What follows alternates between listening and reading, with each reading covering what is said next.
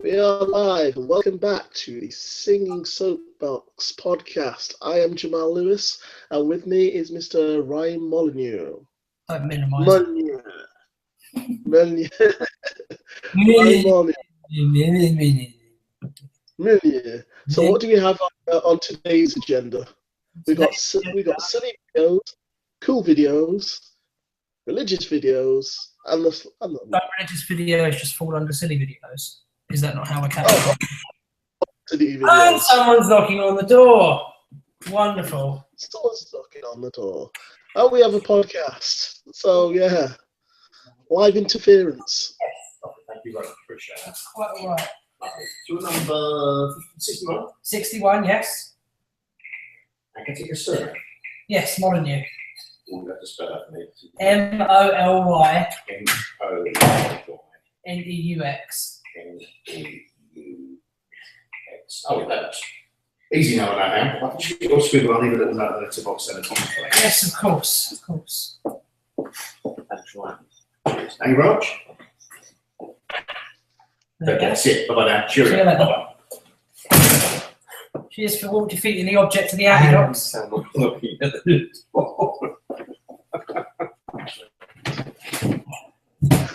Well, that defeated the object of everything I just did, didn't it? Yeah. Oh, live streams. Live Keep stream. trying to edit this up. No, there's no point. It's going out live and there are already people watching and shit, so. Yeah. Ugh. So much for protecting from doctors. Right? Fucking hell. Just defeats the entire object of it. Okay, let's just go. You know how Brett Keane feels. Stop attacking my family, TJ. Oh, God. Oh. I actually got a death threat the other day, by the way. Well, but for this podcast. I don't know whether it was for this podcast or not. It's just talking about spreading atheist lies or something. Oh, that is excellent. You're invisible, by the way. I don't know why. But yeah, no, it's saying like, oh, you're just spreading evolutionary dogma. You're spreading atheist lies. I'm going to cut your head off. Usual shit. Fuck 'em. Right. I am going to play the first video. So yeah, let's begin this. Oh well. Let's see. Are you ready for epicness, Jamal? Oh god, let's Are you ready to have your mind blown? blown. Well, on blown. Yeah. Yeah. Blown.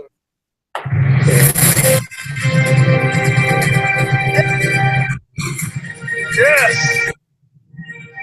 Oh. Hey everyone, it's Vigilant Christian Mario, and here for another edition of Satanic Illuminati Media Exposed. In today's video, I wanted to do an expose on the new Superman versus Batman trailer that has come out recently. This is, yet again, the elite using the entertainment industry as a way to mind control the masses.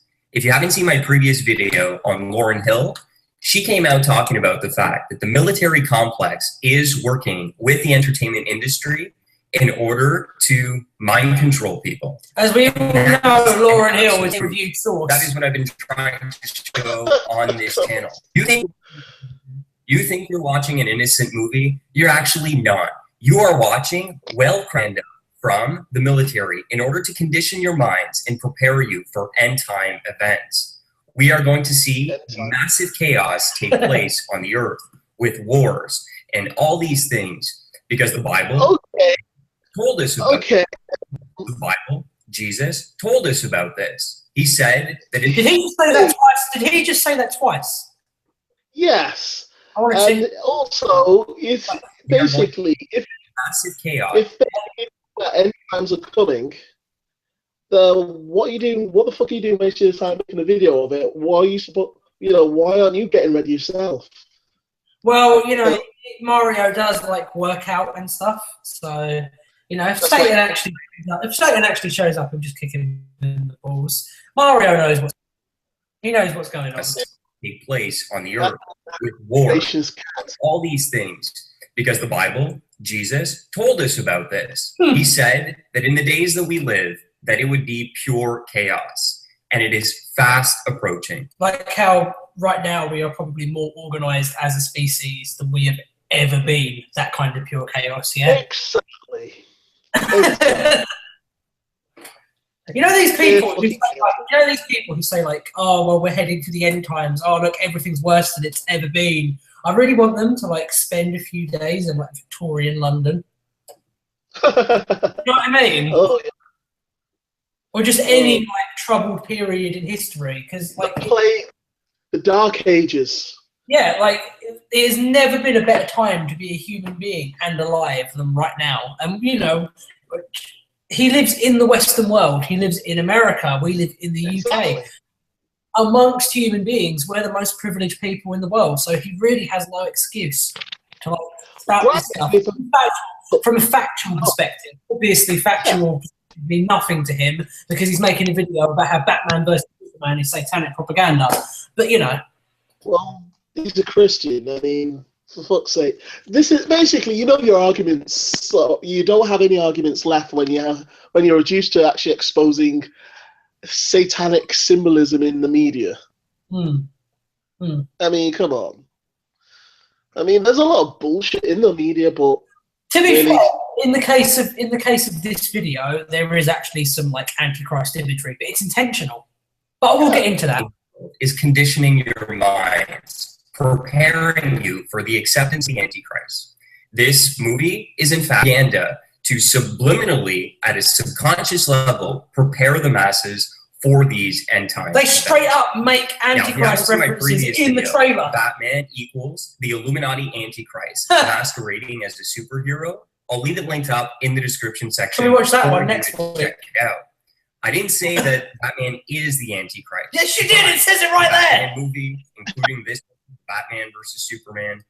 I'm not saying that Batman is the Illuminati Antichrist. When I do, I'm right and you're wrong. Is in fact mind control for the masses. It uses themes from the Bible to condition people. They're brainwashing and us, this you one guys. I point out, the Batman is from the League of Shadows, a secret society that trains him up to be a dark knight. And he is placed as protector of the city of Gotham. Gotham means... No, he isn't. He is trained by the League of Shadows and then rejects their ideology because they're evil. He's not placed as the protector of Gotham. He chooses to do so under his own agency. Do your research, mate. Oh, and it's the League of Assassins in the comic books, by the way, not the League of Shadows. And Batman was never a member of the League of Assassins. They're just one of his enemies. That's like he was a member of Hydra. The city of goats. He's the savior and protector of goats. Gotham's general term for city. It's in the description. Also, to fully comprehend this video, I'm going to leave this in the description section. You need to check out a fantastic expose that was done by my brother in Christ, Gons, from the Face Like the Sun YouTube channel on Call of Duty, the Black Ops 3 trailer. You need to understand an agenda, a transhumanist. If you don't know what transhumanism is, you do your research and catch up. The elite, the military complex, are going to be creating stuff like this trailer, this video game, movies, to condition the masses, because there is coming a evolution where mankind will genetically modify themselves, trying to be like gods themselves, trying to be eternal by merging with machine and playing with our own God-given DNA. The Bible says that as in the days of Noah... Well, I actually agree with him there, but I think it's awesome. Do you know what? He should be a scriptwriter. Well, there's this crazy shit in his head. He should be, instead of doing videos like this, he should be writing for Hollywood. I can't tell if this guy is ill or just a really good troll. Those are the coming of the Lord Jesus. And we are in those days. So what we're going to look at now is a little trailer clip, and what we'll do is break it down after. Break it down, man. Oh, yeah, sure. All right, so that was a short clip of mind control propaganda craftily created by the entertainment industry working with the military complex to mind control you. And I'm just going to break it down here because there was a lot that was said. Now, it says, we on planet Earth have been looking for a savior. And then it flashes to Superman, not Jesus Christ. Let me point that out. Superman is not. Can you imagine how disappointed the audience would be if it flashed to Jesus? Superman. Oh shit, man, retard. Carry on. And Superman represents the coming Antichrist. The coming Antichrist is... Yeah, that's all intentional, like, thematic resonance and stuff, Mario. They're doing that on purpose. They actually make a point of drawing the man and the Antichrist because that's how Lex Luthor's media empire is painting the picture of him. That's the point of the movie. Going to come as an angel of light. Many people think that he's going to come as a Hitler type of individual, but that's not the case. He is going to present himself as the savior of the world. The Bible says that he will be worshipped, and the great majority of the world will be deceived by him. Definitely not going to be a Hitler because that would be too obvious. They are going to engineer their own time of chaos, and in that time of chaos, the Antichrist will rise up to put an end. He will bring world peace for a time. But the Bible says that when they say peace, peace, sudden trouble will fall upon them. So they create the chaos and they have the solution. This is order out of chaos, their methodology. This is something. What are you doing, Jamal? Making some stuff. I don't know what I'm doing. Oh, I see. Right, okay. Here's the thing about his point, right? About how Superman is being portrayed as the Antichrist and shit, right? Within the context of the trailer, the very first words of the trailer are, "Is there any surprise this powerful man in the world would be a figure of controversy?" And they make loads of points about how Superman is being seen by the public half as a godlike figure and half as a figure of controversy. If they were trying to paint him as some kind of Antichrist figure, if the Illuminati was real, why would they have dissenters in the movie? Yeah. That doesn't make sense. Why would they undermine their own message? Now, I mean, the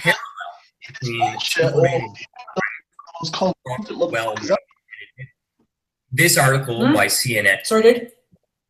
But yeah, I was just saying, if they were real, I mean, if the Illuminati did exist, they were either, they're either the most incompetent motherfuckers ever, or it's like, it's ridiculous. I mean, I agree. I mean, there was a meme that was actually going around called "Incompetent Illuminati." I mean, seriously, check that out. And we're the secret society yet. Basically, you have 16-year-olds that know about us. 16-year-old basement dwellers actually know of us. Even though we're the most secret society. If there was a secret society and stuff, then we would know. We wouldn't know, sorry. We wouldn't know. We wouldn't be able to figure it out. Retarded. By parallel. He said, I'm giving you 2 more minutes, Mario. Superman mythology, in the most classic sense, I really wanted to press upon the film, The Why of Him, which has been 75 years in the making, Snyder told. The Christ-like parallels, I didn't make that stuff up. We weren't like, hey, let's add this. That stuff is there in the mythology. That is the tried and true Superman metaphor. True, that's very true. So rather than be snarky and say that it doesn't exist, we thought it would be fun to allow that mythology to be woven through. What does that tell you, Jamal? That tells me very nothing of his argument. Do you know what that tells me? What does it tell you? It tells me that Zack Snyder has a pretty good understanding of the Superman mythos and where Superman would fit into a real-world context. That's all that tells me. It tells me that the film's probably in quite good hands. Do you know? So the director here, Zack Snyder, is in the mythology Zack Snyder exposed of Superman. Superman, since the beginning, whether or not the original creator even recognized this, was by Satan to be used for mind control, to be a Christ-like figure. Interestingly enough, when they originally created the concept for Superman, he was a villainous character, and his power was mind control. Fun fact.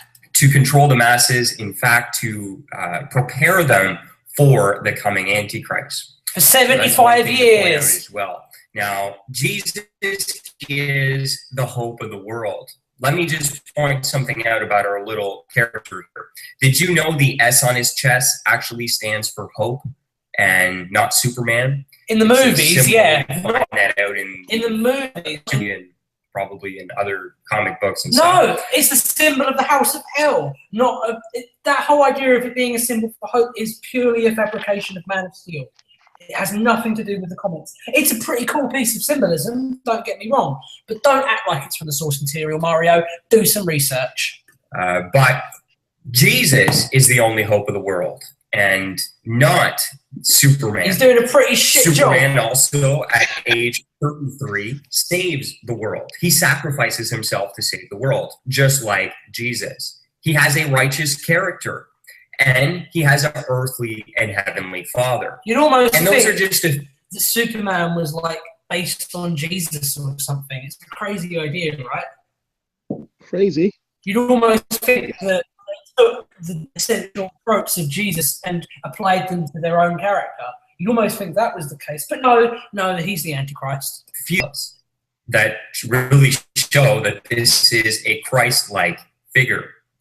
I'm done. I don't know about you, dude. Oh, I was done ages ago. Okay. Okay. Next up, let's look at that. I would be doing more positive videos, and that we'd be looking at more people that we agree with. Yeah. This is one of those.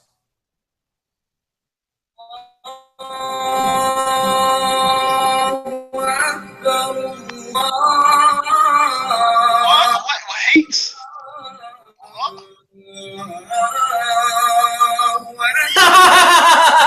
Fuck. Oh, fuck Britain first. That's a really shit censoring job, isn't it? I shouldn't laugh. Honestly. Okay, so here in Dartford, it's Friday evening. What we are doing this evening is we're doing an anti-halal operation. What we've done is we've identified all of the restaurants in this town that sell halal meat. And a lot of them sell halal meat to their customers unknowingly. They don't advertise it. They haven't got this sign up in their window. They don't make it plainly obvious that the meat that the people are going to be slaughtered meat. So we've got teams of 2 outside every restaurant, Indian restaurants mainly in this town. The ones that we've identified had selling halal meat. A team of 2 is going to be outside every customer walks in out. We're going to be giving out this leaflet. You sit there, think twice before eating at this restaurant. That advertisement for those restaurants I could possibly think of. Britain First doesn't want you to eat here. Come on, right in. And it explains there why they shouldn't halal slaughter, cat tax, etc., etc.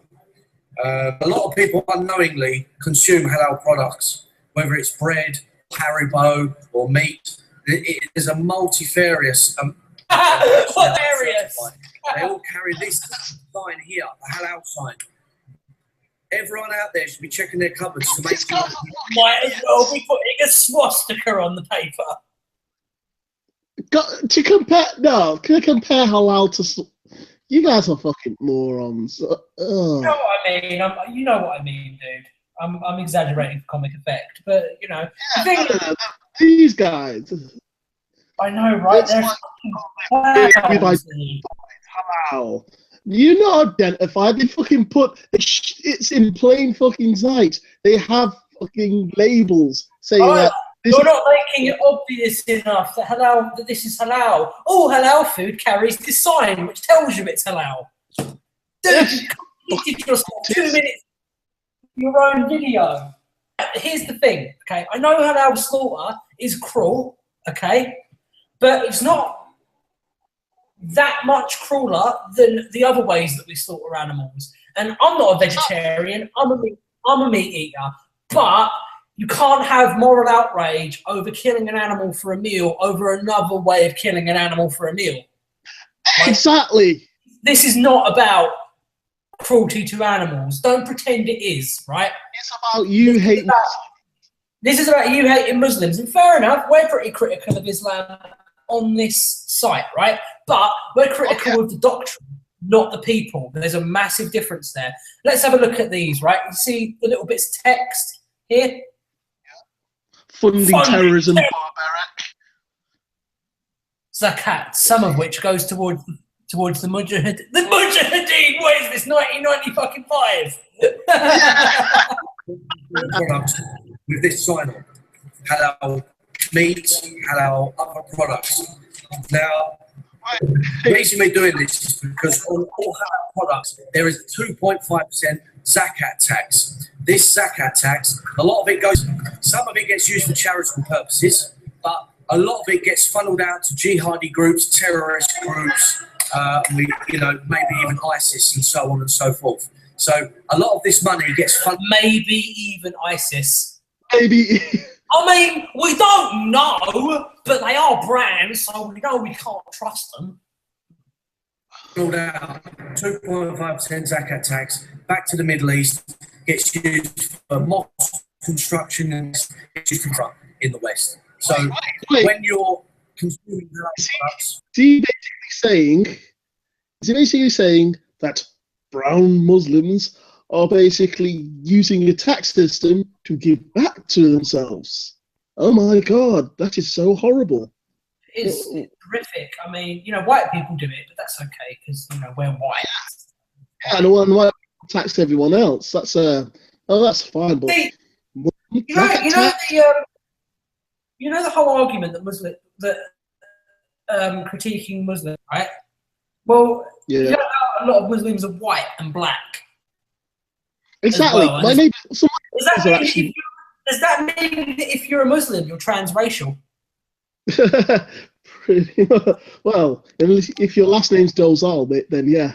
Unknowingly, you're actually and inadvertently you're funding terrorism. We're at it tonight. To be by conservative. That's we not will say to them, if you switch from halal produce to British produce, back. But if you don't, then we will come back to a full. Effectively, you're like gangsters trying to run a protection racket. That's what it pretty much is. But you're not Except actually allowed to use any form of physical violence. Yeah, they wouldn't. Those idiots wouldn't even. It wouldn't work. They wouldn't have the balls to do it. They're too stupid. It's not working because we're sat here like taking the pissy podcast. Like, shift on a Friday night, and it will have an impact. And we're idiots, Jamal. And this is a pilot operation tonight in Dartford. The video is going to go up online. Be seen by hundreds of thousands of people, maybe millions of people. We're doing this in towns nationwide. We're going to roll this out, and we're trying to raise levels of awareness of halal produce, cupboard, or if you're going to an Indian restaurant. You must. Look at how insidious and secretive they're being with it. Oh my God! On all of it, is a 2.5% zakat tax, which goes back to the Middle East and then funds mosque construction or funds terrorist groups. Okay, it's about time we raise awareness. As we know, there are no British migrant workers in other countries who send money back. It just doesn't happen. Our Wiedersehen pet is like a fantasy on par with like Star Wars or something. It never actually happened. And I actually also, it's also funny that they complain about Muslims using tax systems that go back to the Middle East, What about the fucking corporations that you fucking pander to and you lick the arse off? That makes you hold them, British and foreign, that actually, don't pay tax. Jamal, you're sounding dangerously close to being a communist right now. Well, that's done, you mother. Tonight. What about those? Here we go. Dum dum dum dum dum dum dum dum dum dum dum. You sell me halal sweet. Okay? So we're going to be doing this all evening. All the customers come in. Wait, I'm talking to something. Yeah, he was all right to talk him over. Sorry, sir. Sorry, some cunt from Britain First is here. Yeah, just give me a minute, I'll get rid of him. Like I say, we're giving these out outside. They've already given out to a few customers. And we're going to give these guys a week to switch from how to produce. Otherwise, we're going to do an entire weekend shift outside the front door.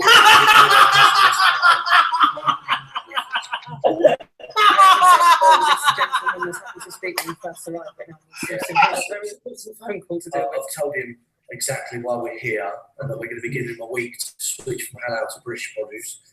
So basically, Britain First are a terrorist organisation. Pretty much. That's what I'm getting. An organisation that doesn't like brown people. Oh dear, it's terrible, isn't it? That it is. Well, to be fair, it's not, because no one with a modicum of intelligence actually takes these clans seriously. So I'm not really that concerned about this, and I'm pretty sure that these Muslim guys know that this is going to do nothing but help their business, because people are going to be going there just to spite Britain First. Exactly. So yeah, you dumb motherfuckers. You've actually made them more fucking money, more business. It's actually kind of. We should actually have. Speaking of which, we should get some of these Britain First motherfuckers on this podcast. I want to. I really want to, but I'm blocked from the page. Captain America Civil War. Right. This is something that's a bit less retarded. Okay. Basically, the movie Captain America Civil War is coming out next year. Well, we have a guy who will come on in a week's time or 2 weeks' time, depending on when I ask him, to have a little debate with me about the details of that movie, the idea of the Superhero Registration Act, yada, yada, yada. What I've done is I've found two arguments for both sides, right? I want you to watch them, and then I want you to come to your own conclusions, okay? Yes. This will take 6 minutes, and while this is happening, I will stay quiet and leave the room. So I'll just let the videos play out, and you can comment as you wish.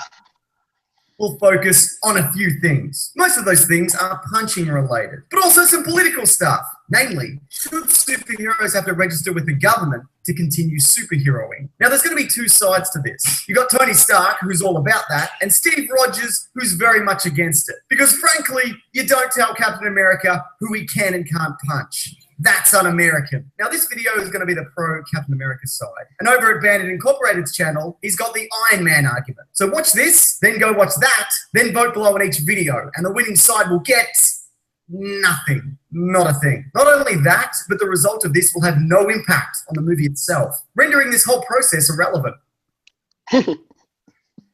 All right, straight off the bat, now you want to know why you shouldn't have to register your superhero powers and activities? Because governments are corrupt as hell in the real world, and maybe even slightly more so in the Marvel universe. How many times is Hydra or AIM or somebody else going to turn out to be behind everything? Or the president is a robot or some insane nonsense? You can't trust them with this information. Information concerning who the teenage Spider-Man is. What if that get ruined? Childhood over. He'd have to have his prom at home with his aunt, and she's boring and the worst. Boo! You should have been shot instead of Uncle Ben, you droning old coot. Secondly, you want to know who wanted to register people and keep tabs on them? Oh, I don't know, maybe just a little group from history called the Bloody Nazis. Now, I'm not saying that all sins of government are basically the Third Reich, but in comic books, a lot of them are. And look, Magneto is wrong about a lot of things, in particular this choice of outfit. But he knows more than most that registering people is a very slippery Nazi-filled slope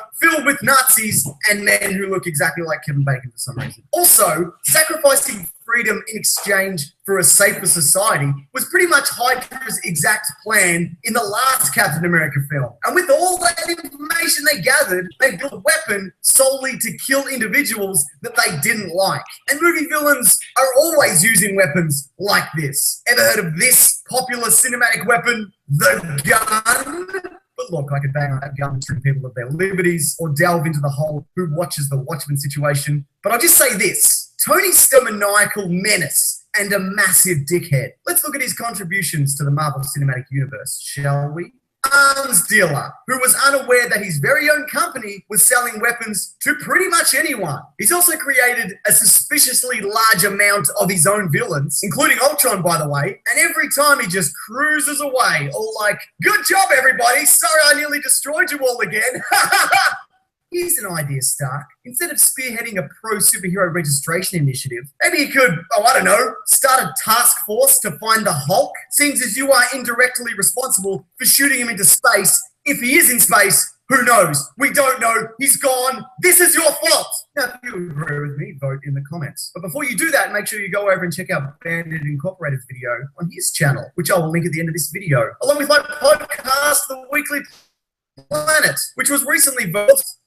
All right, I'm leaving now. Thanks, everyone. Take care.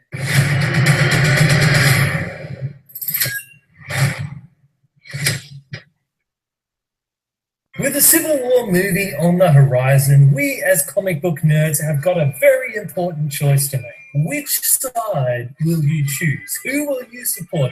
How will you vote on the Superhero Registration Act? Well, Mr. Sunday Movies will tell you why you should support Captain America's side, and I'll link his video in the top right corner here, as well as in the description and at the end of the video. But I am here to tell you why you should support Tony Stark's side and vote yes on superhero registration. If you don't know what that is, let me try and tell you that in 60 seconds or less.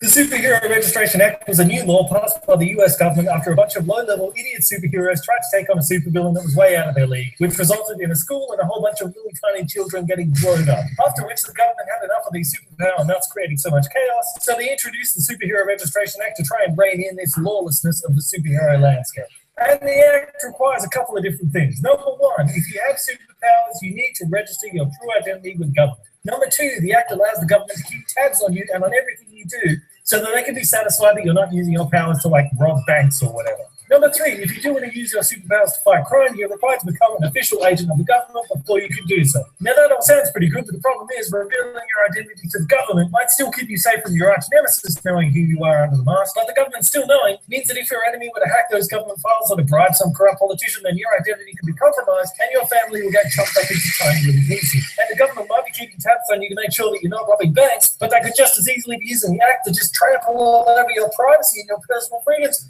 even if you're not actually using your superpowers. So as you can see, it's a pretty complicated issue from both sides. So let me tell you why you should support Tony Stark's side and still vote yes for the Superhero Registration Act. First of all, allowing people with superpowers to run around completely unregistered and unregulated is a bit like just handing out nuclear weapons to just random people in the street and saying, yeah, we trust you to do the right thing with that nuke. That is insane. You can't just trust people with that kind of power. They need to prove that they are worthy in order to wield that power before they can use it. Even Thor's hammer knows that. And still, even if you are a responsible person and you want to misuse your superpower, you still need to register that power with the government, and why shouldn't you? Experts in martial arts have to register their fists as weapons, all damage they can do because of their training, and those are just regular dudes. They don't even have superpowers. Well, except for Bruce Lee, but we all know he was a real-life superhero. But you mean to tell me that a martial arts expert has to register his fists as weapons, but the Hulk doesn't have to register his fists? How does that make sense? His fists are not just weapons, they are weapons of mass destruction. Register those things, Hulk, now! What the hell?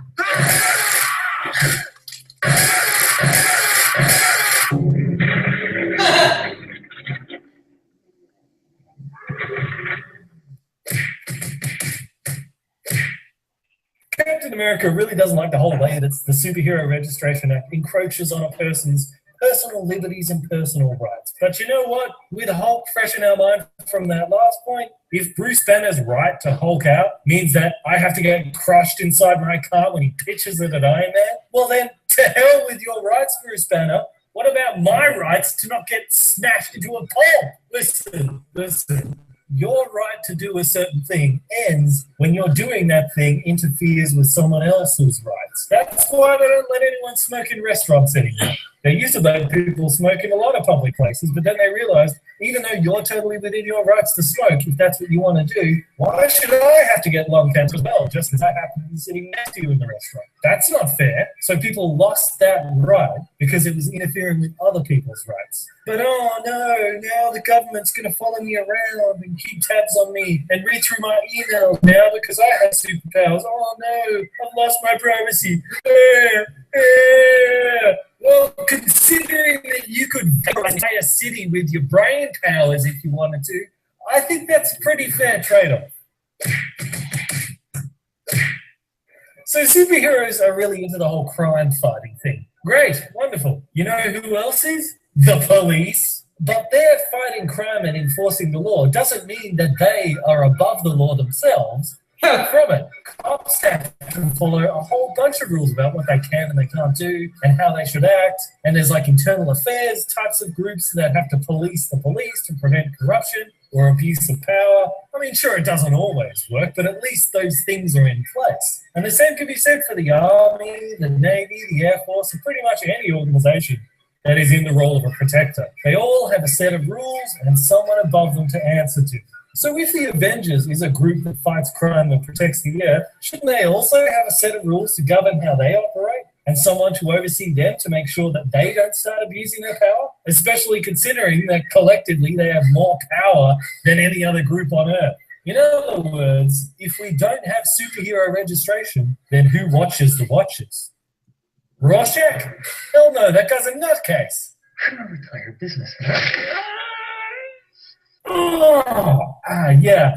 I think I'll vote yes on superhero registration if it's all the same with you. So I hope you enjoyed this, and I'm interested to see where you guys stand on this issue. So if you look in the comments, you'll see there's two different... Yada, yada, yada. Okay. So those are both sides of the argument. I'm quickly going to put my beautiful face on screen. Oh God, you scared me. Anyway, I can see the pro-Stark side of it. Things getting out of control. But at the same time, wait. But at the same time, how can we not know that you're basically registering their superpowers? They could use, they could abuse, that act could easily get abused and messed up. So, the whole freedom for liberty, the freedom for fucking security thing it's a fucking slippery slope to me. I am pretty much pro. I think overall I'm on the pro fucking Captain America side of it. Can I give you my perspective on it? I think that those two videos, I think that the pro-Stark one made the better arguments, right? From a perspective of, the pro-Cap side made the Hitler argument, which is retarded. But I do fall on the pro-Cap side because of the fact that, number one, in the Marvel universe, there are people born with superpowers. So effectively, what this boils down to is conscription based on race. Yeah. And you've also got to consider the fact that, as stated in the pro-Cap argument, governments in the Marvel universe are corrupt, like super corrupt. Ridiculously corrupt. And like the whole idea of like rights and stuff, the right to have these powers ends at the point where you're actually hurting people with them. But I don't think that forcing people to become government agents is the way to do it. I do agree that if in the world people had superpowers, then you should register them. But it doesn't really work that way. Like, I think that forcing them to register doesn't work. I think that being able to register your powers with the government and act as a free agent would be a better solution, because then you've got the best of both worlds. Oh yeah. That's how I would do it. But now you know, now you have context for the argument, so when the debate actually happens, you know what's going on. Anyway, Yep. let's watch another silly video. Now back to the bullshit. Well, this is a good one. This is your friend. Look, I just forgot to screen share, which is incredibly embarrassing. We lost our one viewer as well, so evidently that was a pretty bad idea. Oh well, I regret nothing.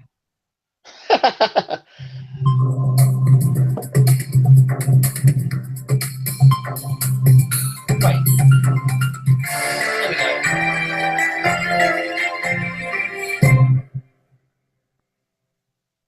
Hey you guys, it's your girl T, and I want to come on camera and talk to you guys about the whole situation that's going on right now in South Carolina. As you guys all know, I lived in the Carolinas for almost 10 years with my kids. My youngest was born in North Carolina. I had a home in South Carolina. I lived in Charlotte, North Carolina for a long time. So this definitely hits home because I still have a lot of friends and, you know, people I consider like family that are down there in the Carolinas right now.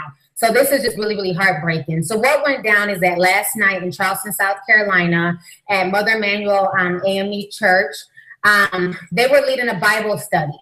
And so all these people were there, including Reverend Clementa Pickney. He's the Reverend of the church, and he was also a state senator down in South Carolina.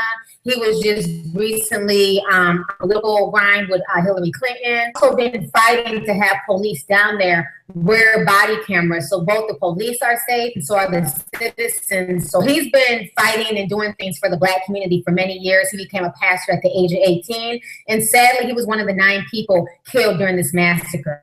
So what happened is that during the Bible study, 21-year-old white boy named Dylan Storm Roof decided to walk into this Bible study. He stayed there for an hour. He prayed with the parishioners, you know, talked to them, acted like everything was all good.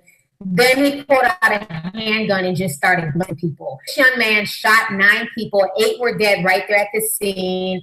By the grace of God, I was able to survive only because she played dead. He left one woman alive so that way she could tell a story about what happened. After he shot these people, he ran out the church. And if you guys notice in my post that I posted this morning on Facebook, I said my prayers go to South Carolina and North Carolina.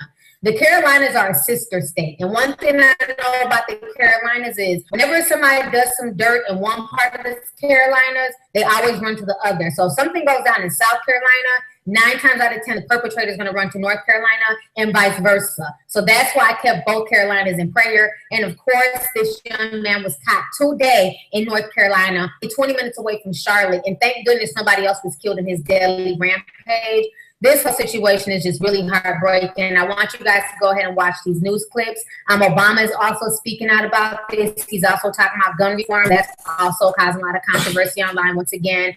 But I'm just glad that Obama's taking time out to speak about this very important situation. These are the things that I feel like Obama should speak about and leave all the pop culture stuff to us bloggers and social media. I don't think the president needs to be covering pop culture. He needs to focus on things like this. So go ahead and watch these news clips, and I'm going to come back with my commentary. And last night, a gunman walked in during Bible study, stayed with the group for nearly an hour, and suddenly opened fire. Police have released these surveillance photos of the suspect, calling it armed and dangerous. Schools across the area on lockdown right now. Here's what we know right now. 9 people are dead, 6 women, 3 men. The gunman is still on the loose and described as being in his early 20s. The Justice Department has just officially launched a hate crime investigation, and dozens of FBI agents have been dispatched to help hunt down the killer. Really quickly, right? This guy, so I'm up on everything because, you know, I'm white, so I'm an idiot. He killed 9 people in order to incite a race war. Like, that's what his motive was, according to the manifesto. I think this should be treated the way it is, which is that is by the dictionary definition a terrorist action, right? He committed an atrocity to incite political change. He is a terrorist. He should be tried as a terrorist. That is my opinion on the matter. Oh, tried and fuck it. You know, he should be tried.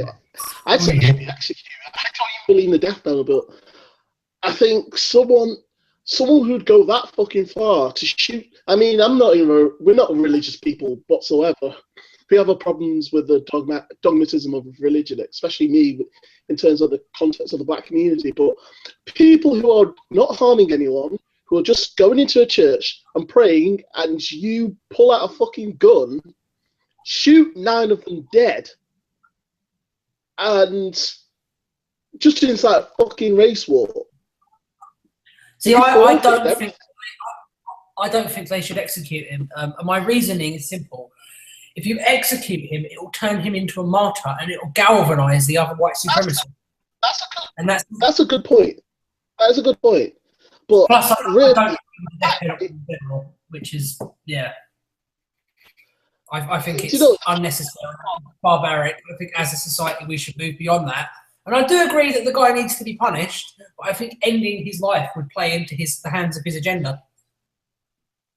The thing is, for someone like, it pisses me off the fact that when they arrested him, they arrested him peacefully, and it pisses me. They'll explain, if this is a video that is, they'll explain it more. Just carry on playing. Historic, one of the oldest black churches in the South. Look at this photo right here. Dr. Martin Luther King, he spoke there in 1962. The church became a center for organizing during the civil rights movement. This kind of violence was. I'm just saying, if I know T like they do, she's going to say pretty much almost everything that I'm thinking. So the problem with this video is we're all in agreement that this is disgusting. I'm going to skip to her points because I don't need to watch a load of news reports about it. All of this information is like there, basically. So I want to see what T has to say. You guys just watched the news clip, and like I said, a lot of things disturb me with this story. You know, my heart definitely goes out to these 9 victims. I saw people on Twitter tweeting that their grandmother, they just found out that their grandmother was one of the victims and died. Other people were saying that, their cousins, their relatives. So this is definitely hitting Charleston hard. Charleston is a small community. Everybody dang near knows everybody. It's very close. It's very tight knit. It's a very religious community. I love how Fox News is now trying to spin this and say that this is an act of terrorism, not an act of racism. They even have a it's both. It's an act of terrorism and it's an act of racism. I have to disagree with her there. Let her finish, please. This isn't about racism and Christianity. In my personal opinion, this is an attack on both. And why can't it be an attack on both? Why does he just need to be charged with one thing? Why can he not be charged with both a hate crime and terrorism? You feel me? I feel like this young man Dylan is definitely a suspected white supremacist. As a matter of fact, I don't even suspect his ass. His jacket says everything that I need to know. That patch on his jacket, that flag on his jacket, that patch that he's probably wearing in that picture where he looks like a damn member of the Children of the Corn. That patch is the old flag of Rhodesia in South Africa. That's when it was under apartheid. That's when the whites ran South Africa. A lot of white supremacists, especially white supremacists out in Europe, they love that patch. They love to wear that flag because that's when the whites controlled South Africa. And so for this young boy to be wearing that patch lets me know that he's down with white supremacy, lets me know that he's a racist. I don't even suspect it. I definitely feel that he's a racist. Let's keep it 100, like the picture that's been flashing behind me. If this was a Muslim man who went into a synagogue or who went into a Christian church and he just started blasting people away aimlessly, everyone would consider that an act of terrorism. So I feel like this is no different than what this young white man did. He went into this church, he terrorized these people, he killed them based on their religion and based on their ethnicity.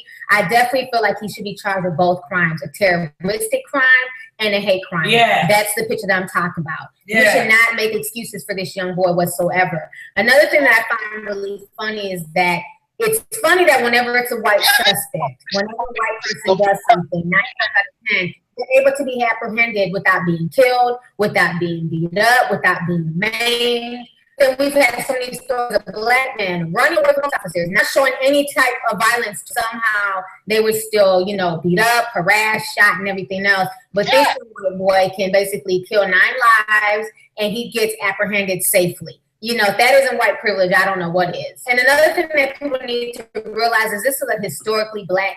Just to say quickly, what about the DC? Just to counter that quickly, what about the DC sniper? I mean, he was a young black kid. He killed 16 people, and he was apprehended in much the same way as Dylan Roof was. I would argue that all that shows is that the American prison system. and how it's privatized and how certain criminals will be treated as higher value within that prison system if they commit more violent crimes. Now, I do agree that there's a lot of racism in the American police force. That is demonstrably true, right?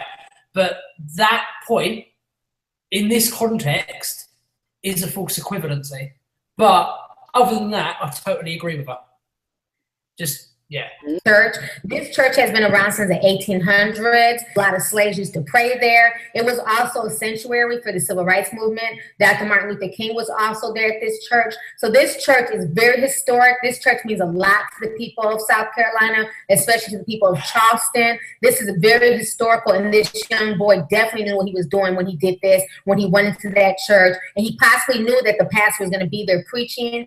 And being that this pastor is one of the youngest state senators in that state, you know, he has a very good love this senator. He's doing things with Hillary Clinton. I definitely feel like this young man plotted this and he planned this out. And they're saying that he's a lone gunman, but that does not mean that this young man did not have help, did not have encouragement. Another thing that I find very disturbing about this case is that they're saying that up until March, he's never had a criminal record.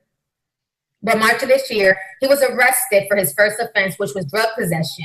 His birthday was in April, okay? So he got in trouble just a month before, but somehow his father felt that it was okay to buy this young man who just got in trouble for drug possession the month before a gun for his 21st birthday. It's like, where the hell is the common sense with some of these parents? I'm sorry, but this children of the corn looking ass motherfucker, I want to buy his ass a set of silverware, let alone presenting him with a 45 caliber handgun. It's like, what the hell was the father thinking?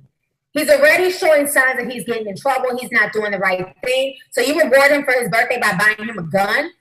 I mean, this is just insane to me. This is just insane to me. This is going to be on the father's conscience for a long time. The same gun to go in there and go kill these people. You know, so the whole situation is just heartening. I'm just tired of all this violence. I'm just tired of all this racial tension. I'm just tired of all this drama. You know, this is just really, really sad. And this was just so uncalled for. And like I said, my heart definitely goes out to the people down there in the Carolinas, you know, to everybody in that community. This is just really, really heartbreaking. The Carolinas is a beautiful place with beautiful people. And this is just really sad to have this going on down there and to have innocent people lose their lives behind some racists. So anyways, you guys get the discussion popping. What did you guys think about this situation when you first heard discussion popping?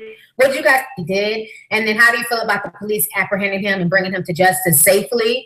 And then also, what do you feel about Obama's speech and the fact that once again, gun reform is being spoken about? Do you agree? Do you feel like there should be a gun reform? Or do you feel like, no, there shouldn't be gun reform? Then how do you feel about Fox News trying to spin this and say this is more of a religious issue as opposed to a racial issue? So let's go ahead and get the discussion. Comment, let me know your thoughts. All right. Deuces. Hey, YouTube, it's your girl. Okay. Jamal. Okay. I disagree with the whole religious issue. I mean, even the fact that you just came in and prayed as well with them. I mean, I don't think it was by any means a religious attack. It was purely, I think it was, for the most part, at least, it was a racial attack. But at its core, it's fucking cold-blooded fucking murder. And it pisses me off that is all this to start a fucking race war, as if we don't have, as if the black community doesn't have enough fucking shit to deal with. And for the most part, from what I've seen, the black community's done really well in dealing with it. Yeah. And I think that the way the media's covered it has been better than it would have been a couple of years ago, which to me shows very slow but definite progress. Yeah. And I don't know, because I don't have anything to say because she's covered literally every point I would make on it. Yeah. So yeah, for me, I'm just gonna get this off my fucking chest. Any fucking white supremacist idiot out there, what this whole fucking race war bullshit? I mean, people like this Dylan Roof cunt, they're scumfucks. Are pieces of absolute human garbage, definitely. But at the core, they're fucking stupid because you know what? If they were to actually have this race war and it worked, do you know the first people who would actually fucking get bumped off? People like Dylan Roof. People like these racist cunts because, number one, nobody fucking likes them. You know, nobody fucking likes them. Nobody respects them. Nobody wants anything to do with them. At least anyone who want, you know, with half a fucking brain cell in the head would want anything to do with them. No one will fucking back them up. And even then, there are people on the other side. It's like, you know, the Black Panther movement, who would actually go in there and fucking tear him up. They'd fucking go after him, wipe him out, and fucking smoke his ass for that. Also, if hopefully he does get charged and sent to prison, he's going to have a really fucking tough time there. Yeah, he'll probably get sent to some nice cushy private prison though. Like, that's probably what's going to happen. Realistically, it sucks, but it's probably what's happening. I hope they send him to this. What I hope would happen is he either goes to one, you know, a very predominantly black prison, so he knows exactly how it feels to. You mean any American prison? Any American prison, pretty much. Because its own issue is disgusting. Or here's another thing. I'll probably try and, I don't know, plead insanity or some shit. And I think for that, he'll probably get thrown away in a mental asylum, and he'll probably be forgotten. Because let's be honest, mental asylums are where, you know, they have a lot of these medical trials, so they'll probably just, you know, stuff him full of fucking, you know, drugs, antipsychotic drugs, and just leave him there to rot. Right. And another thing I want to say, and that's what pisses me. A lot of these people are like, I've seen this on social media, and I've seen it on Lovey T's page, and it really, really fucking pissed me off, and it got to me. And it's like, you have all these black people coming out and fucking, you know, supporting, making excuses for Dylan and making being an apologist for him. And it's like, what the fuck are you idiots doing? I mean, it's like, you know, members of your own fucking community have been shot in cold blood, and you're basically going there caping for the guy that's fucking killed them. Dude, if there's one thing I've learned from doing this podcast, is that stupidity is colourblind. So I'm not really surprised at that. I am going to switch to the next video now, because I'm getting a bit depressed now. We need to bring the funny in. To get off the chest. My passed away when I was 3. Jamal, it's your favourite video. Oh, God. My dad's favourite video. Within 5 years. So my mom had to raise 4 kids by herself. My mom was a single mother, so she raised both of us completely by herself, which is...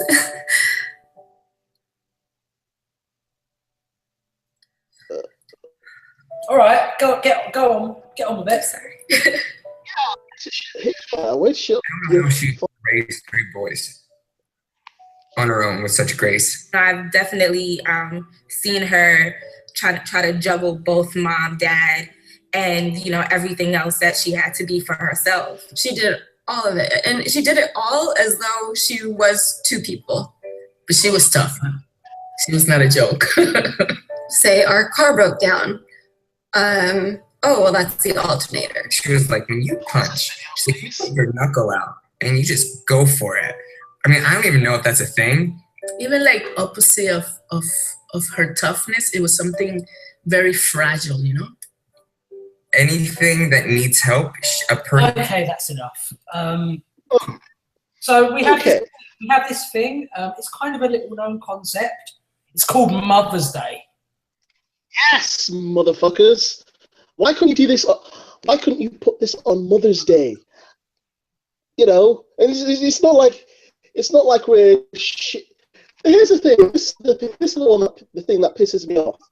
If the roles were reversed, society would have an absolute fucking aneurysm. Oh yeah, the feminist hate mob would descend upon it like so far. Yeah.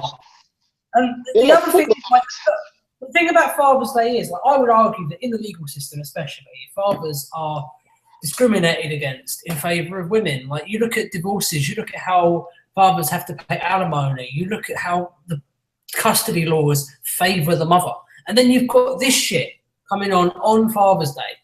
It's spot on. how disrespectful can you get?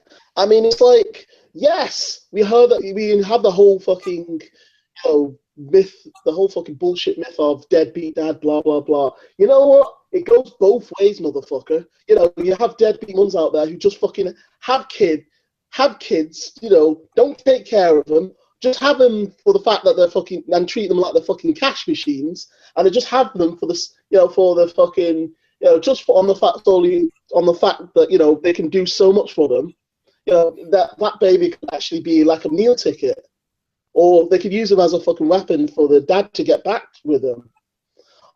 And another thing that really fucking hits close to home, my mother's mother basically died when she was 8 years old. And my grandfather, who passed away quite a long time ago, had to basically bring up 3 fucking daughters on his fucking own. And, that to me, this video just now is just basically it's a slap in the face to him, and it's a slap in the face for my father, who basically had to fucking go through all this legal system bullshit to basically win custody over, to actually get access to me when I was younger. I weren't able to see my dad for years. It's not because he was a shitty dad. It's because my mum made it pretty much hell for him to basically see his own kid, and for what? Over shit ego. I mean, I love my mum and everything, but I will not excuse the fact that she was a shitty person. Sorry? All things being equal, I'm expecting an ad like this for single dads on Mother's Day. Yeah. It won't happen, but... society they won't fucking, want your dad's money, you want dads to fucking pay for their kids, but there's no fucking thanks in the, there's no fucking thanks. And even then, sometimes there are cases where, like I've explained before, the dads can't see their kids, or maybe that they're fighting their fucking, they're fighting, say they're over in, overseas fighting wars, to basically make the world, their kids' world, a little bit safer. Yeah, obviously, you can argue the fact that, a lot of, pretty much almost all wars are pretty much corrupt. But still, they're at least, dads are making fucking sacrifices at the end of the day. And this is just a fucking mess at the end. And I think my friend T did a video on this, and she said, yeah, we've got a little thing called Mother's Day, and I'm a single mom, but I can never replace my children's dad because I'm not a fucking man. And it's simple as, your mom's your mom, your dad's your dad, and, with the exception of Caitlyn Jenner, but that's another different story. But for fuck's sake, the master of multitasking, Caitlyn Jenner. Caitlyn Jenner. See, that's a Caitlyn Jenner joke that isn't offensive. Those are rare. Right, let's get to the next one. Let's move on. Have you seen this? No. This is amazing. Oh, interesting. Colbert? That's what some Twitter users are demanding after the Colbert Report put out a now deleted tweet reading, "I'm willing to show Asian community I care by introducing the Ching Chong Ding Dong Foundation for Sensitivity to Orientals," or whatever. This set off a Twitter firestorm late Thursday night with people sounding off. Hashtag cancel Colbert because we don't want to justify racism. Using satire that ironically ridicules Asians is not productive for nor any marginalized group. White human they cancel Colbert. And the one that started it all. White human blows. Park. White people, please keep hashtag cancel Colbert trending until there's an apology. This is not the burden of people of color. Fix it. Do something. Joining us now is the author of that very same tweet, Zoe Park, and also still with us is Jason Lincoln. Thanks for being with us, Zoe. Thanks for having me. What a disgusting man. What did you have to achieve with that?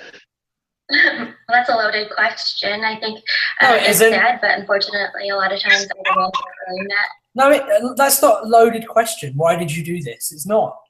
A loaded question would be like, when did you stop blowing up houses? Unless we have really serious asks or we generate these larger conversations. Unfortunately, people usually don't listen to us when we're being reasonable. So I think it's really to make a statement that this sort of thing happens weekly, that Asian Americans are always a punchline. And so I think we're just trying to make a point that people will be held accountable the next time they do these sort of things. So just to clarify, the report was related to a segment that was lampooning Dan Snyder. Sorry, dude? She's trying to censor speech and jokes that she doesn't find funny. Well, you know, as we all know, no one is more in tune with the zeitgeist of humour than a social justice warrior. They know what's funny. Oh, yeah. As the owner of the Washington, D.C. football team that has a racist name. It was meant to be satire. I mean, do you understand the point of satire? That you say something that's intentionally absurd in order to ridicule not the people who are the target of what you're saying, but other people who might say it. Of course, I understand satire. I'm a writer. I think satire caters to the audience that you're speaking to, so it says something about what the audience finds humorous or acceptable when you're using those sort of jokes, and I think satire is supposed to punch up. So unfortunately, he's not doing that when he draws a parallel to Orientalism to make a point about Native American mascots. But isn't his point that there are lots of stupid racist people who, even in their attempt to be conciliatory on race, end up putting their foot in it and saying something dumb? I really don't think that we're going to end racism by joking about it. Like, I'm glad that the white liberals feel like they are less racist because they can joke about people that are more explicitly racist, but that actually does nothing to help people of color. Why attack us? I hate that term. Sorry to derail the video, but I really hate that term, people of color. I hate how it creates a attitude of us versus them. Do you know what I mean? Like this idea that white is the default and everyone else is a variation on that. Like, she's not a white woman who painted herself fucking yellow. She's Chinese or Japanese descent. I don't know. I'm not going to assume. But the point being is that socially progressive context doesn't work because you're still creating divisions on a racial level. Yes. Also, I mean, it's funny that it's like she said, oh God, it's like, oh, you know, how could it's not really that acceptable or that effective to you know, basically make fun of racism by, you know, it's not, you know, addressing racism by making fun of it or making racist, you know, jokes about it. Chris Rock, motherfucker. Well, yeah, Chris Rock. Chris Rock is black, so he's allowed. I think is the point that she would make. George Carlin, even. Yeah, George Carlin is a straight white man, so you know he's the scum of the earth, and none of his ideas have any merit anymore. I wonder what George Carlin would think of social justice warriors. And the thing is, George Carlin, too much. It's a stupid thing. It's like George Carlin had a lot of ideas that would actually, that a lot of them would offend them, but a lot of them actually would be in line with their line of thinking. Well, George Carlin's a bit like us. He's effectively a liberal. He was effectively a liberal person, but he pokes fun at liberals because a lot of liberal ideas, modern liberal ideas, mind you, are stupid. Like this. Yeah. Why attack a satirical attack on Dan Snyder's racism instead of just attacking Dan Snyder's racism?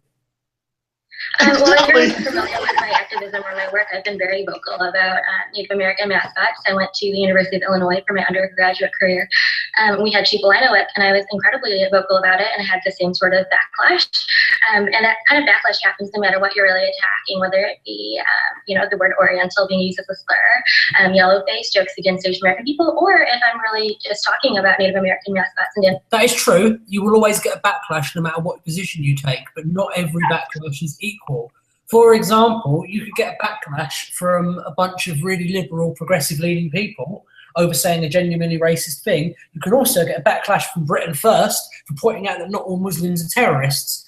Because they're both backlashes doesn't make them equal. Snyder. I know I helped trend Not Your Mascot on Super Bowl night.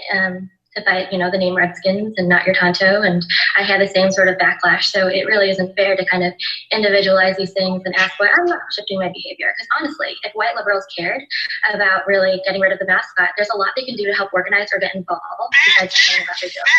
I don't think it's really about whether or not. God damn it!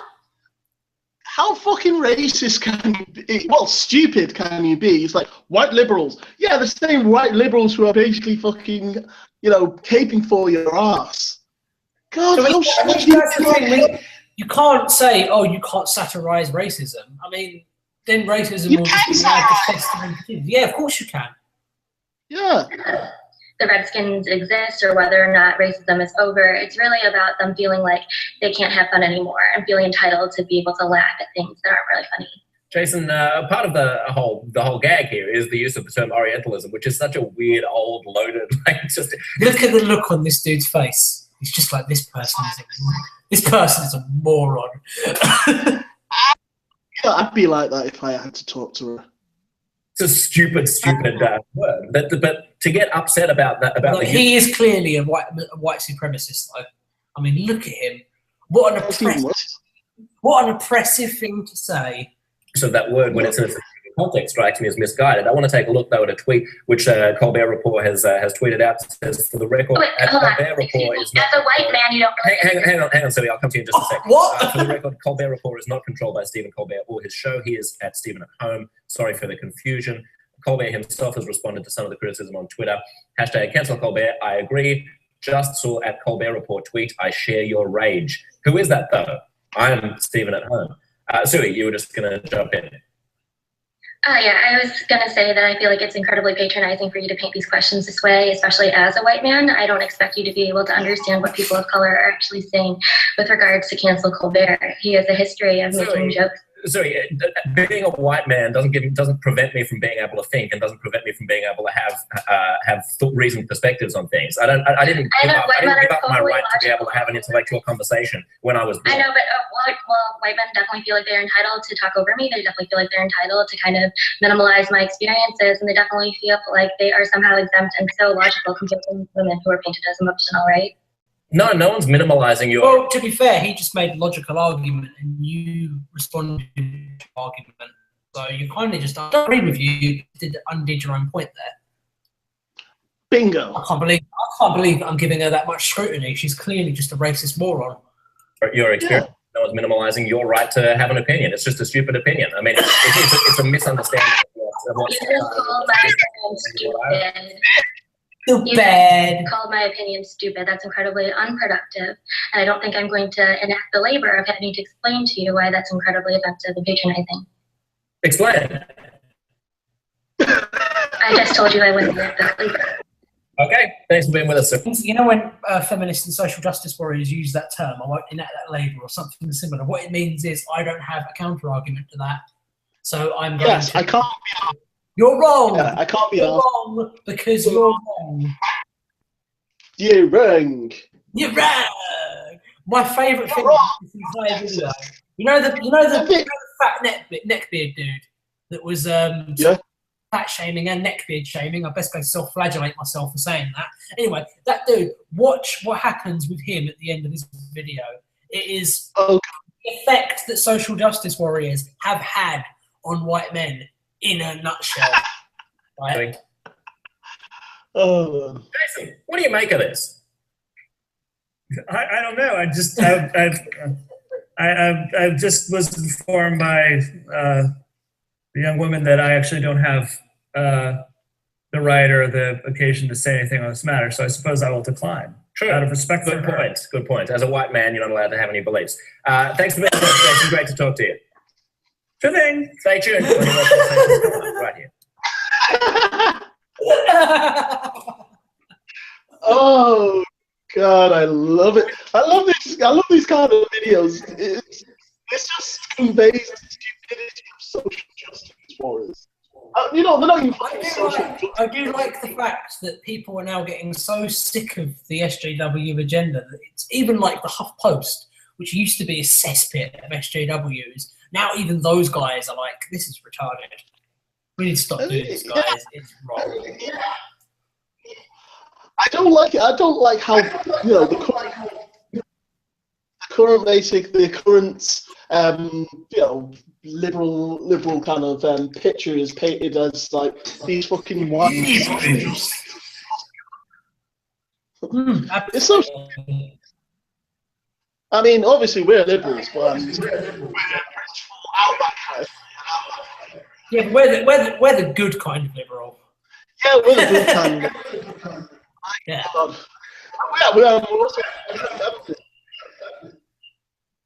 You're breaking up there, buddy. I think that this SJW has found you and doxed you. It sounds like you're breaking up a little bit there.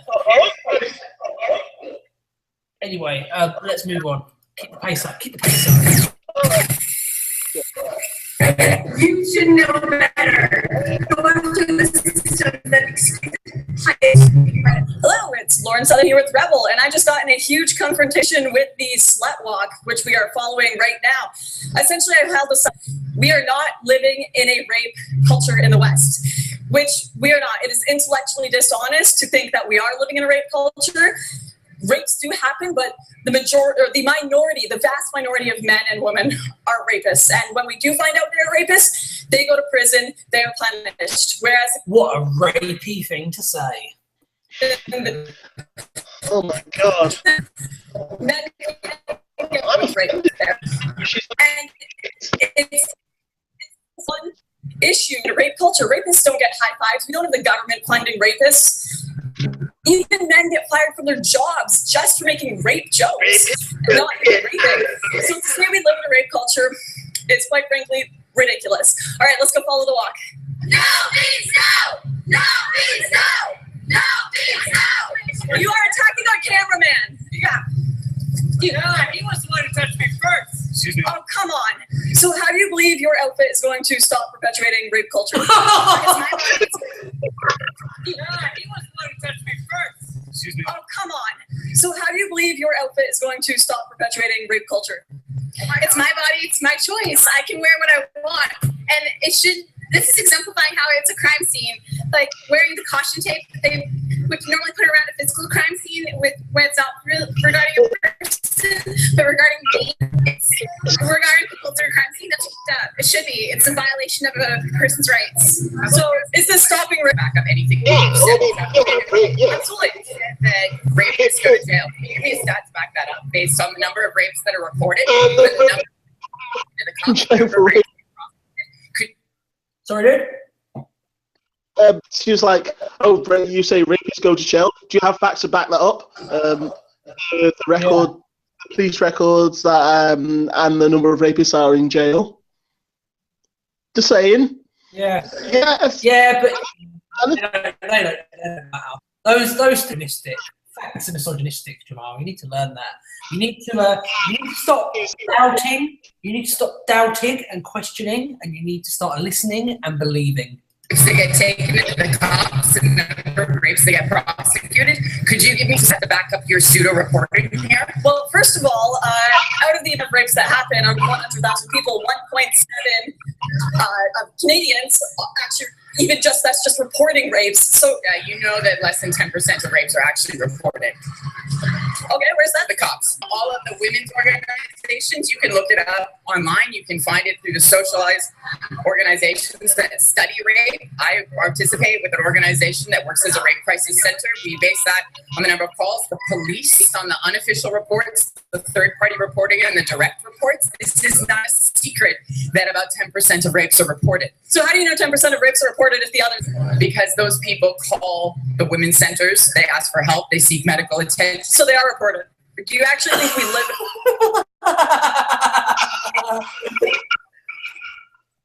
this woman is my favorite person in the world right now. I'm just saying. A rape culture. Yeah, unfortunately, I think so. I was actually just chatting with my friend about even, the viral craze going on where people come up to reporters such as yourself and are saying that awful phrase into the live cameras, that's F her right in the P, and that kind of language that is considered funny is something that, it might seem like an innocent thing at the time, but it's just an example of how the language we use is absolutely involved with rape culture. Or What's that got to do with actual rape? Nothing at all. Exactly. Nada. Niente. Nothing. Well, as we know, even consensual sex, if it involves a man, is rape.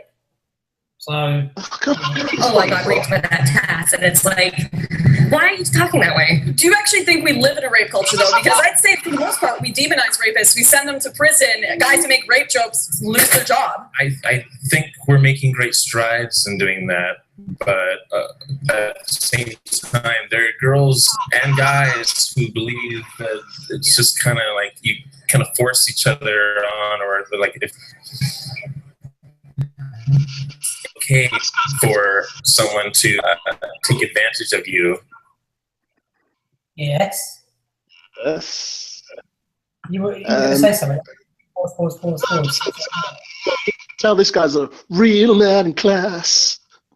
But seriously, it's like This dude's a manly man, dude. This guy's like a proper alpha male. Look at him. oh yeah, he's Look at that neck, dude. That's taken like at least a main god. Look at that ponytail. Look at that little green hairband. oh yeah, that is just Yeah. This dude is just, but then again, he is a man, so he is just a rapist waiting to happen, as we know.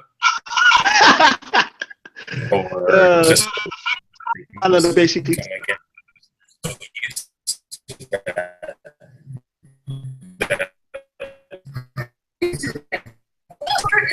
I was just curious as to what her saying meant. My line means that this is not a rape culture because rapists go to prison here. Rapists are actually hated here.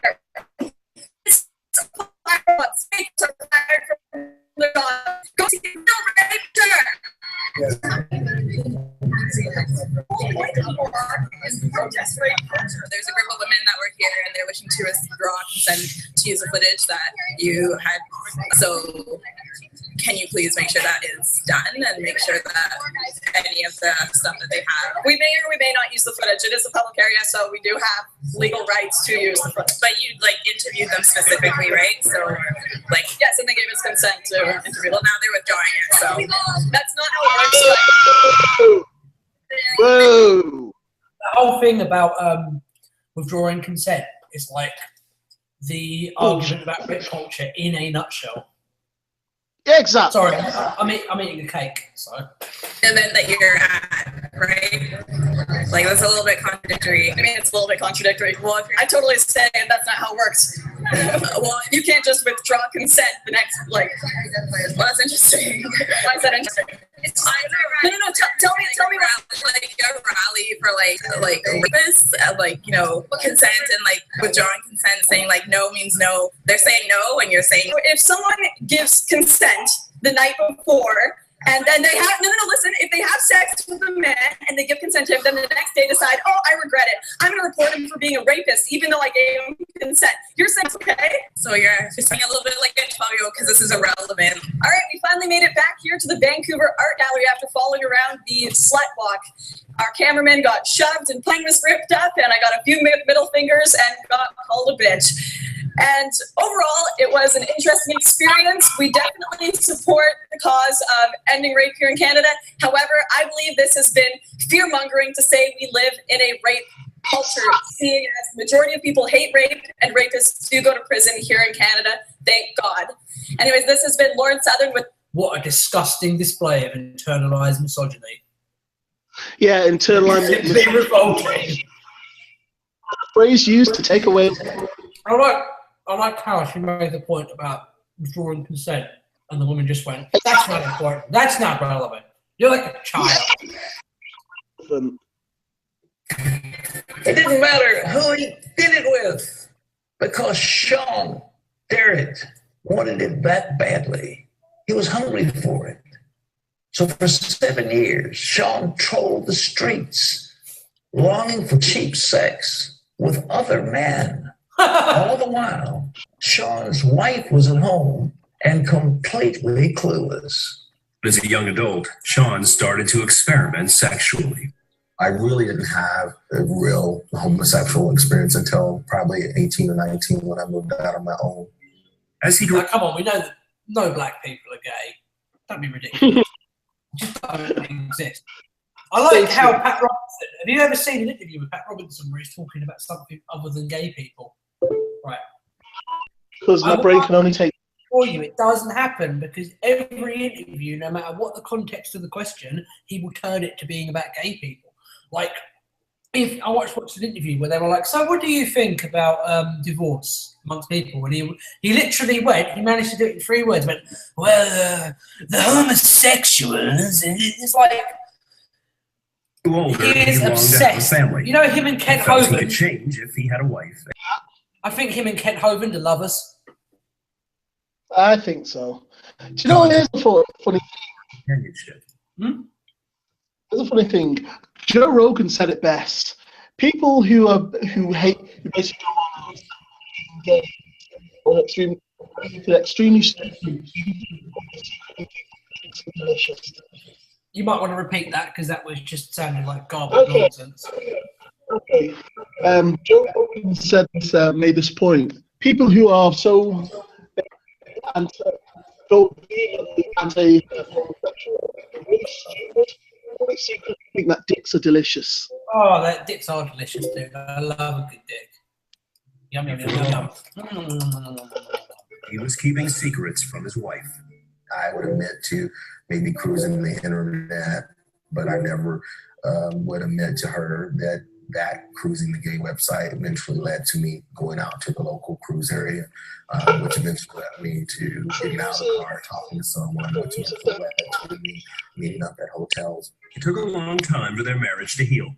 Sean says it was a step-by-step process that began with his repentance and deliverance from his homosexual lifestyle.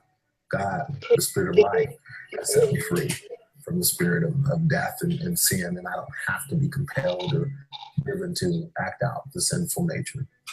He's able to forgive and to restore. What's been broken in your life, have you thought? You know, and the world today says, okay, Sean, so you are gay. You want to go out and have affairs with men. That's cool. Breaking news: Pat Robinson thinks gays are cool. Like to do that? Why not? So you're married. Well, that's too bad. So your wife doesn't like it. Well, tough. That's not the right attitude. Maybe he because this is sin. It's wrong. And Sean realized it was wrong, but he couldn't control it. That suit and tie is a sin, honey. But somehow, what an amazing wife he had. Dear me, what an amazing person. How forgiving, how understanding. But that type of conduct is wrong. And it's time that in society we say certain things are wrong. And however you look at it, the man is married, he's got a child, and he's out having multiple affairs with men. He's picking them up on the streets. I hate to say this, Jamal, and I actually feel like a little twinge of bile come up into my body as I say this, but I agree with Pat Robertson, right? Well, in the sense that I agree with him that if you're a man and you realise that you're gay later in your life and you're married, you can't go around having illicit sex with men. You have to let your partner know you owe her that much. On that, I agree with Pat Robertson. Yeah. That's because I'm quite, although I am personally polyamorous, I think that if you are monogamous, you should commit to that concept, and you should, love your wife and stuff. And yeah. So he's obsessed. He has a compulsion. I would think it is somehow related to demonic possession. I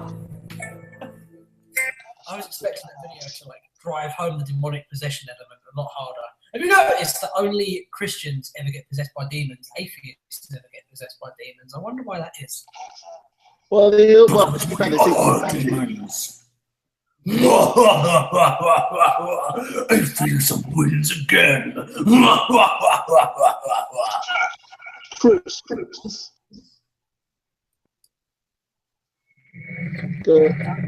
In the interest of fairness, because we showed a Britain First video earlier on, I thought I'd end the show with a video about Islam.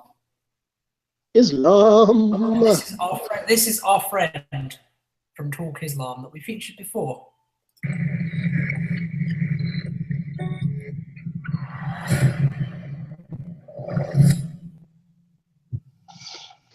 What are we doing here? And where are we gonna go? It's like we just woke up one morning and it's welcome to the show. Don't ask any questions, just go with the flow. Make it with this retarded fake American accent. Yeah, Miss Like, Jefferson. you're not Jefferson Bethke. Stop trying to be Jefferson Bethke. as much money as you can. Try your best not to get broke. Copy everything you see on the TV, from the hairstyles to the clothes, and don't think too often. Just do exactly as you're told. And if you ever get confused, then just turn towards the alcohol. That's Islam in a nutshell. Don't think too often. Oh, you still hear your thoughts? Then just turn up the radio. He just tried to. I just realised why he's talking in an American accent. Because he just rhymed show, broke, and alcohol. Oh, as you learn to live a lifestyle of drugs and rock and roll. My experience, I smoke weed because there's like a loophole in what's haram and what isn't. I know loads of Muslims that love a good smoke, so don't be judgmental about that, and fair play to them. Good on them. But in all honesty, you just need to know, is there more to the cycle than only getting old? Living and dying just to leave behind a happy home and a whole lot of property that somebody else is going to own. No! I just really need to know before the casket's closed, because I'm not willing to gamble with my soul, nor am I ready to take any chances. These are just simple life questions, and I'm just searching for some answers. Like, what are we doing? And what is our purpose? How did we get here, and who made us so perfect? And what happens once we go, or is this world all really worth it? Questions we don't answer because apparently we don't really have to. There's no purpose to this life, and our existence is merely natural. Then in that case, please let me ask you, did you create yourself, or was it somebody else who had fashioned you? Because you're a being that's impeccable, faultless, and unparalleled. Okay, no, we're not. If humanity was designed by some kind of engineer, then they did a pretty shitty job of it because of lots of biological flaws. I mean, how come your genitals and your anus are so close together if we were perfectly designed? It's a pretty big design flaw. Or what about the fact that your windpipe is also where food goes down? These are all design flaws. What about the fact that our muscles produce lactic acid, which make us fatigued? If our muscles didn't, we'd all be like Captain America and we'd all be unstoppable. There's loads of little design flaws in the human body, so shut up. You don't know what you're talking about. You're a product of supreme intelligence, and I'm merely being rational. For there isn't a camera on this earth that comes close to human eye, nor computer that can compete alongside the human mind. Google cracked AI the other day. I just thought it was worth mentioning that Google created a like self-aware AI, so you know this is wrong. The whole world was to come together, we wouldn't be able to create a single flag. I'm sorry I keep pausing this, but there's so much stupidity in this video. We've already created more complex organisms than flies. I mean, we cloned a sheep in like the 90s. That was over 20 years ago. You're wrong. You're an idiot. That's such a stupid thing to say. We've already done it. We've already passed that point technologically, so it's so easy to disprove this. So many signs, yet we still deny. Science tries to justify this could come from none, when it's a simple sum. 0 plus 0 plus 0 cannot possibly ever give you 1. Oh, shit, I guess I'm wrong. I mean, you know, 0 plus 0 plus 0 can never give you 1, so, you know, atheism is defeated. Allahu Akbar. Where did all this order come? But everything has its origins, a maker, a creator of its own. I mean, the only reason you're watching this video is because somebody had to press upload so we can believe in the Big Bang, but I'd rather believe in He who caused it. Allah. I'm sorry? The Big Bang is not... The Big Bang is nothing to believe in. It is scientifically. Well, to be fair, it's not actually. It's just the hypothesis that has the most evidence. Not like we can't say for absolute certain that it's the cosmological model that's correct. However, we are at least modest enough to admit that we don't know exactly. Unlike this dude saying, "I don't know before God." Yeah, but here's the thing. That's the whole thing of science. It's about finding out. It's not the having. Science doesn't always have the absolute answers, but at least it's closer to the absolute answers than anything else. Yeah, God, it's an observation tool. Yeah, this is the arrogance of fucking Christian. Sorry, it's still pretty dumb, isn't it? Yeah. This is the a dumb only video. one who is in control, unlike his creation, beyond our imagination, and no. You literally just showed evidence of evolution in your video. I know. Footage of a lungfish crawling out of the water onto the ground, you moron. He's not a man, nor does he have any partners in association. He's on his own. And no, he did not ever leave us alone. Just like every manufacturer, he left us with an instruction manual. The Quran and Islam, and I'm sorry. Did not read that. Did you not? What? Oh, God. No. Allah. We're covering Islam, so you need to be sensitive to what they're saying. No.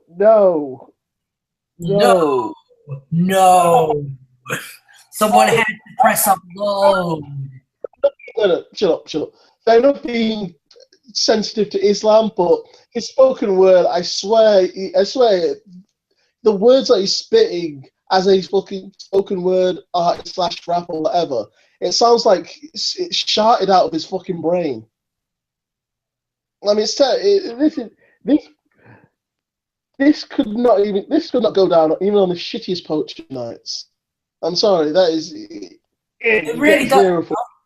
I'm not even going to bother going into the actual technical aspects of poetry because it's garbage. But in terms of the views and the points that he's making, I have actually seen some Islam spoken word, which is really good and makes some really good arguments. And I'm not afraid to admit that as an atheist, right? This is not one of those videos. Yeah. The only definition of God is the one and only supreme being. It's logical. A book with zero contradictions, with miracles that are both scientific and years ago. Well, apart from like all of the contradictions in it, you know. Although I do agree with the Quran as a book is much better written than the Bible is because it has the benefit. It has the benefit of number one being written about 600 years later, and number two being written by a group of people that were actually talking to each other at the time. Yes. Also, just go back on another statement of like really good Muslim spoken word poetry. There's a group that are called Young Identity, who are like Manchester poets. A lot of them are Muslim, a lot of them are Christians. Regardless, they're really, really good poets, and I would like to shout them out. Also, there's a woman called Yusra Wasaba, who also Somali poet, Somali actress, spoken word actress. Really would like to shout them out. So, and I would like to say that both of those groups have open invites to be on the show. So, what? I would like to say that both of those groups have open invites to be on the show whenever they want to. Yeah, and open, yeah. Definitely. So yeah, this is pretty much our last video, isn't like the detailed description of the human embryo. A leech. He just called the human embryo a parasite. Is he a feminist or something?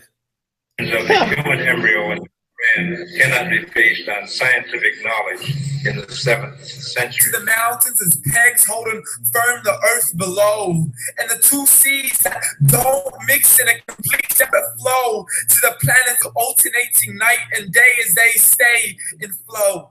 The expansion of the universe and the creation of everything from H2O. Okay, so basically what he's trying to argue is that because the Hadith got a few scientific ideas correct, therefore the Quran doesn't have any contradictions. And the problem with that is, when you actually look at the historical context of when the Quran was written, it was written quite a few hundred years after the Bible, as I said. And science had gone along quite far by that point. Like, I know that there's this westernized idea that, you know, modern science is of the West, it's of the white man, yada, yada, yada. That's bullshit, right? At the time, in the Middle East and China were leading the world in terms of scientific innovations. So it only stands to reason that the book that they wrote as Holy Scripture would have a lot of scientific fact put into it to validate the more outlandish claims. Ooh. Islam owned. To the stories of the past and the preservation of Pharaoh, to identifying the lowest point in the land where Persia defeated Rome, the gushing that's already been debunked. Created man in the glands between the ribs and the backbone, and not a word has changed, it's still the same. So please explain how all this was known over 1,500 years ago. I just did. Right as he would recite whatever the angel spoke. And if you still don't believe, please try to come up with something that's even close. I just did. So we took God as a mockery and his messengers as a joke.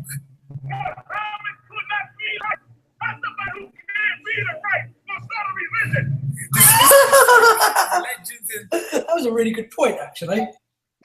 Well done, Black Zionist. You just wonderfully destroyed our video. Tales of the ancient folk as we live life according to our whims, desires, and hopes, saying this life is the only home we will ever know. That's two Jews in a row. Drake's Jewish, by the way. I think that's interesting that he says about lies and stuff, and then he shows like footage of black Jewish people. I don't know if that's intentional. It's just interesting that that's the direction he chose to go in. Died and simply turned to bones. Yo. Oh, more Jews. Correct. The grass dies, the rain arrives, and it regrows. And Allah promises to do the same thing to your very soul. Yeah, but when the grass dies and comes back, it's not the same grass that died. It's another generation of grass. So you're wrong, surprisingly. And bring you back from your very fingertips to your toes, as the all-seeing supreme being watches us so close. And we are surely being tested in our wealth, our health, and our self, and everything that we've been blessed with. So believe, for we will surely be resurrected and be brought back to our Lord and account for every single deed as he hands us our books and orders us to read. From the bad to the good and everything in between. You yourself are sufficient for your own accountability, so don't be mad at me. You were the one who thought he wouldn't come back to me.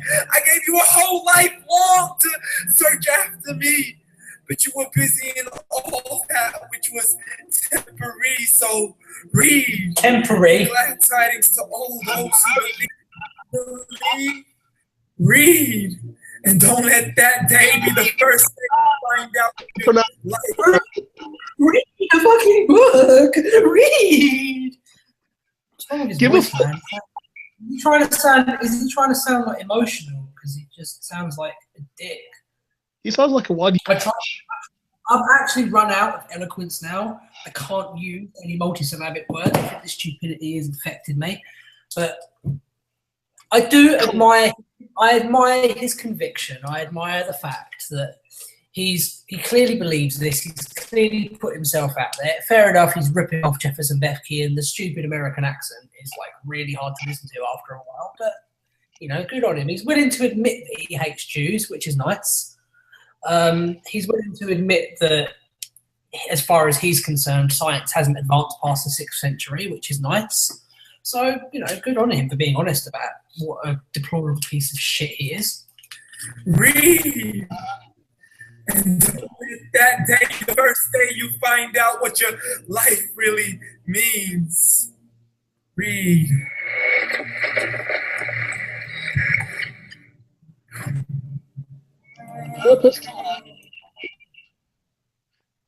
Well, that was dumber than a second coat of paint.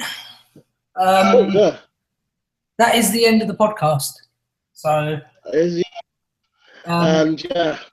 we will hope to have an upgraded system next time we come on. So, for anyone that actually watch this, it'll be better next time. And it was pretty good this week, to be fair. I had a lot of fun. So, yeah, have you got any shout-outs, Jamal? Now is the time to do them.